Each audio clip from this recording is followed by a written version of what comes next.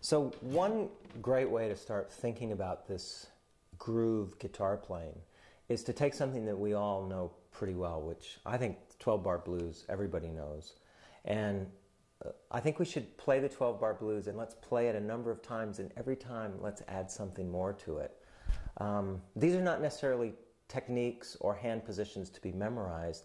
Think of it more as like a painter's palette. These are just colors that you have on your palette, and you use them when you want to.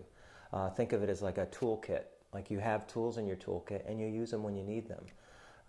But knowing what's in your toolkit is key, and you want to keep adding tools to your toolkit or colors to your palette, if we go back to that idea. And 12-bar blues is a great canvas for sort of working this stuff out. So just to review, because I know maybe everyone's not fluent in the 12-bar blues form, but obviously there's 12 bars or 12 measures, and it's a blues, so it has a little bit of a shuffle rhythm. So let me just walk you through the 12-bar blues just so we're all on the same page. And you can play along. I'm going to use 3 chords. I'm going to do the key of E. So E is our first chord, A is our second chord, and B7 is our third chord. So, so let's do this kind of rhythm.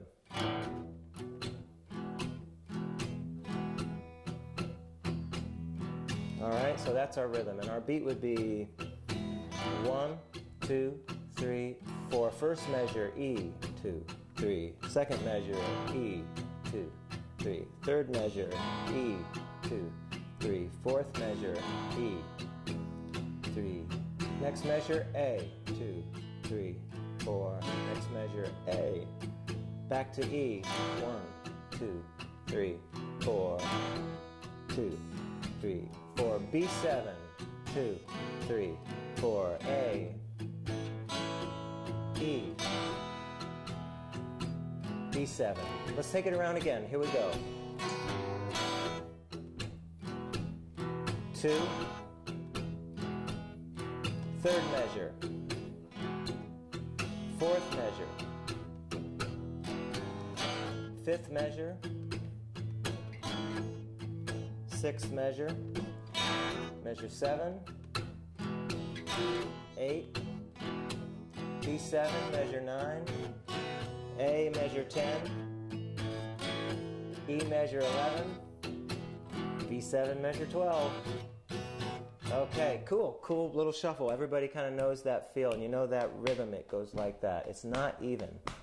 The way a lot of people remember this is they think Humpty Dumpty, Humpty Dumpty, Humpty Dumpty. And what it is a dotted 8th note followed by a 16th note. We'll talk more about that later, and you'll see, you'll find information in the tab that will sort of spell a lot of this out, but it's a very common rhythm. And what we want to do, though, is add motion to these familiar chord changes. And you see, I couldn't hardly play it without adding motion to it. It just was, I was sliding into chords and pulling my hands off, and those are the kind of things that you start to add. So let's think about the E chord, the first chord, and let's add a little melodic motion to it.